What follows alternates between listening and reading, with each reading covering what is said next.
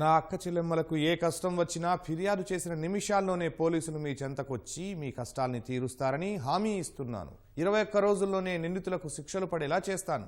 మహిళల రక్షణ గురించి చాలా సందర్భాల్లో చాలా హామీలు ఇచ్చి మాట తప్పారు ముఖ్యమంత్రి జగన్. రక్షణ కాదు, కళ్లకు గంతలు కట్టుకుని ముద్దు నిద్రపోయారు.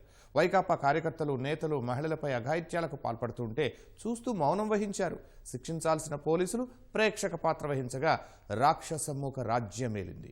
ఇలా చట్టం, న్యాయం అంతా నా సొంతం అన్న రీతిలో రాష్ట్రంలో జగన్ పాలన సాగగా మహిళలకు రక్షణ కరవైంది. అర్ధరాత్రి బయటకు వెళ్తే ఏ మృగం ఏ వైపు నుంచి వస్తుందో తెలియక ఆడవాళ్లను బయటకు పంపించాలంటే భయపడే దుస్థితి నెలకొంది. మరి జగన్, నీ దిశ చట్టం ఎక్కడ పోయింది? ఎంతమందికి శిక్షలు పడ్డాయి? ఇప్పుడు చూద్దాం.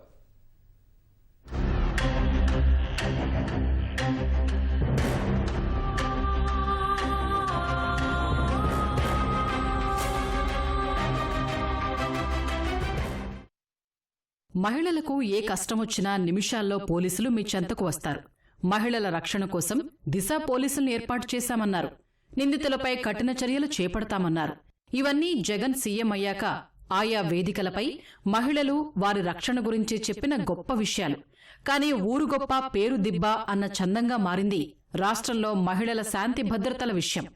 నిత్యం మహిళలపై అత్యాచారాలు, దాడులు, వేధింపులు. దానికి ఎన్సీఆర్బీ లెక్కలే నిదర్శనం.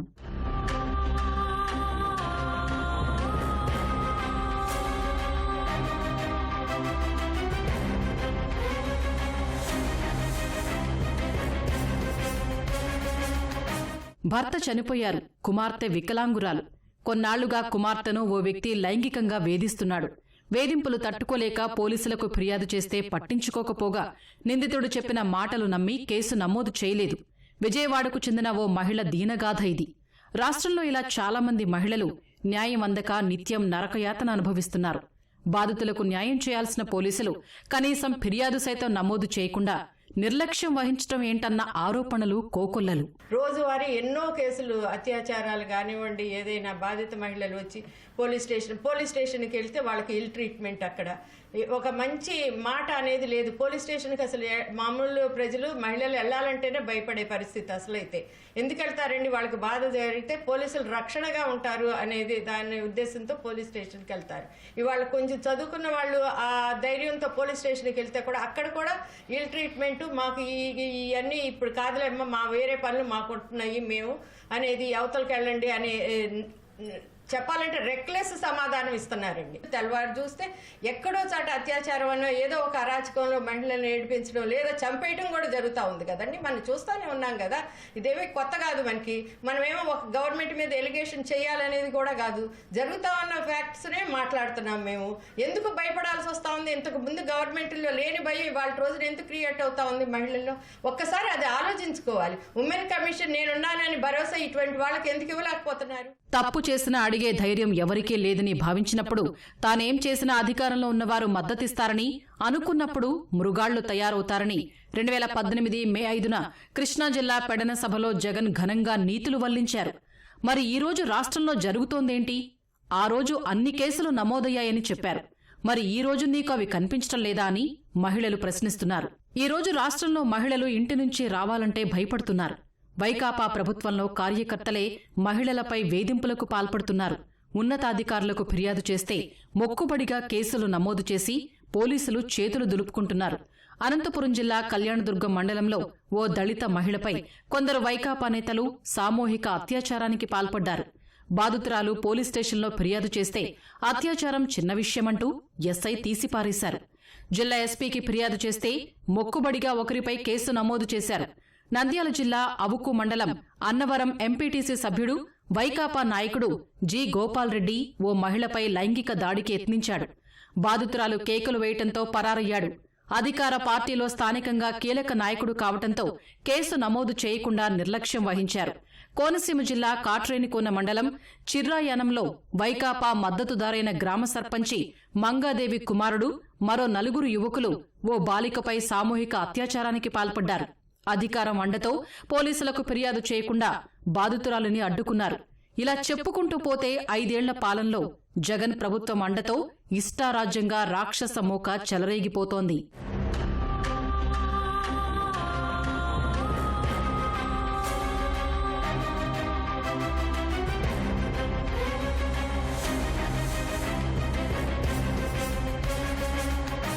రాష్ట్రంలో మహిళలు చిన్నారులపై అఘాయిత్యాలకు పాల్పడితే ఎంతటి వారికైనా 3 వారాల్లోనే ఉరిశిక్ష వేయిస్తాం.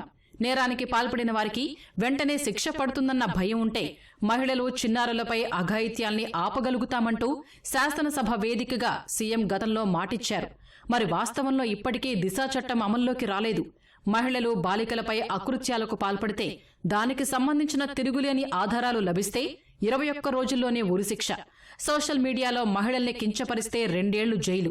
పిల్లలపై లైంగిక నేరాలకు పాల్పడిన వారికి నేర తీవ్రతను బట్టి 20 ఏళ్ల వరకు కారాగార వాసం. అత్యాచార కేసుల్లో పోలీసులు వారం రోజుల్లో దర్యాప్తు పూర్తి చేసి 2 వారాల్లో కోర్టులో ఛార్జిషీటు దాఖలు. 21 పని దినాల్లో శిక్ష అంటూ దిశా చట్టాన్ని తీసుకొచ్చినా చట్టరూపం దాల్చలేదు.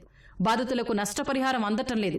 కనీసం ఎఫ్ఐఆర్ కూడా బాధితులకు ఇవ్వకుండా పోలీసులు నిర్లక్ష్యంగా వ్యవహరిస్తున్నారని చెబుతున్నారు మహిళా సంఘాల నేతలు. ఒక ఎఫ్ఐఆర్ కట్టారు, ఒక కంప్లైంట్ ఇవ్వగానే అక్కడ నెంబర్ రావాలి, వెంటనే ఎఫ్ఐఆర్ అయిపోవాలి. ఇన్ని గంటల్లో ఎఫ్ఐఆర్ అయిపోవడం, తర్వాత ఇంకొకటి పోలీస్ వ్యవస్థలో ఇప్పుడు బాగా చూస్తున్నది ఎఫ్ఐఆర్ కాపీలు ఇవ్వట్ల. ఎఫ్ఐఆర్ కాపీ కంప్లైనెంట్కి ఇవ్వాలి అనే ఒక రూల్ ఉంది, కానీ ఎక్కడా కూడా జరగట్ల. రీసెంట్గా మా దగ్గరికి ఒక సెక్షువల్ అబ్యూస్ జరిగిన కేసు వస్తే, అమ్మా నీ దగ్గర ఎఫ్ఐఆర్ కాపీ ఉందా అంటే అదేంటండి అని మేము ఎక్స్ప్లెయిన్ చేస్తే పోలీసులు అలాంటిది ఏంది నాకు ఇవ్వలేదండి అన్నారు. అందుకని పోలీసులు ఎందుకు అలసత్వం వహిస్తున్నారు, వాళ్ళకి డిమాండింగ్ ఇష్యూస్ ఏంటి? దీనిలో నేను చూస్తే ప్రజలకి సేవ చేయడం కంటే కూడా ఎవరైతే పరిపాలకులు ఉన్నారో వాళ్ళకి వీళ్ళు సేవ చేయడం అనేది ఎక్కువైపోయింది. ఎన్నో కేసులు మేము చూస్తున్నాం. ఒక ఇవాళకి ఇవాళ చేస్తే బాగుంటుంది, వీళ్ళకి అటెన్షన్ పే చేస్తే బాగుంటుంది, ఎఫ్ఐఆర్ అయితే బాగుంటుంది అన్నవి కూడా అవ్వని కూడా ఉంటున్నాయి. అందుకని చెప్పేసి ఆ అలసత్వం వహించే భావాన్ని పోలీసులు వదలాలి. దిశ పిఎస్లు జిల్లా కేంద్రాల్లో మాత్రమే ఏర్పాటు చేశారు. లా అండ్ ఆర్డర్ పోలీస్ స్టేషన్లలో బాధిత మహిళలు ఫిర్యాదు చేస్తే దిశ పిఎస్కు పంపుతున్నారు. దీంతో ఆ పోలీస్ స్టేషన్ ఈ పోలీస్ స్టేషన్ అంటూ తిప్పడమే జరుగుతోందని వాపోతున్నారు. బాధిత మహిళలకు నష్టపరిహారం అందటంలోనూ ఏళ్ల తరబడి నిరీక్షించాల్సి వస్తోందని మహిళా సంఘాలు ఆరోపిస్తున్నాయి. కేసుల నమోదు తర్వాత ఆధారాలు సేకరించటం, దర్యాప్తు చేయటంలో పోలీసులు నిర్లక్ష్యం వహిస్తున్నారు. దీంతో నిందితులు దర్జాగా కేసుల్లోంచి బయటపడుతున్నారు. తద్వారా చాలా కేసులు కోర్టుల్లో నీరుగారిపోతున్నాయి. జిల్లాలో మాత్రం ఒక దిశ పోలీస్ మాత్రమే ఉంది. మరి నందిగామ నుంచి ఇటు జగ్గేపేట నుంచి రావాలంటే చాలా కష్టపడదు. ఎక్కడ అన్యాయం జరిగినా, ఎంతమంది ఆడపిల్లలకి నష్టం జరిగినా సరే అంత దూరం నుంచి రాలేకపోతున్నారు.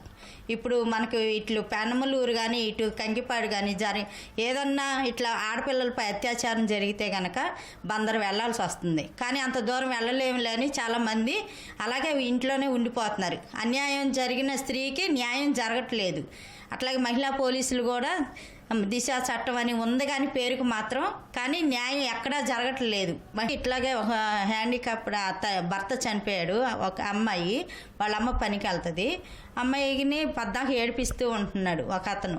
ఏడిపిస్తుంటే ఎన్నిసార్లు కనుక పోలీస్ స్టేషన్కి వెళ్ళినా ఆ అబ్బాయి ఈ అమ్మాయి మీద వేరేగా చెప్తున్నాడు. నాతో ఇలా చేసింది, నాతో అలా చేసింది, అవన్నీ అబద్ధాలు చెప్తున్నాడు. కానీ పోలీసులు ఆ అబద్ధాల మాటలే నమ్ముతున్నాడు. కానీ ఆ అమ్మాయికి న్యాయం జరగల. తన బాబాయి హత్య కేసులోనే దోషుల్ని శిక్షించలేని జగన్ బయట ఉన్న మృగాల్ని ఎలా శిక్షిస్తాడని ప్రశ్నిస్తున్నారు మహిళలు. సొంత చెల్లెళ్లకు సమాధానం చెప్పలేని ఈ సీఎం మళ్లీ గెలిచినా రాష్ట్రంలోని ఆడవాళ్లకు న్యాయం జరగదని అంటున్నారు. మరి దీనికి ఏం చెబుతారు జగన్?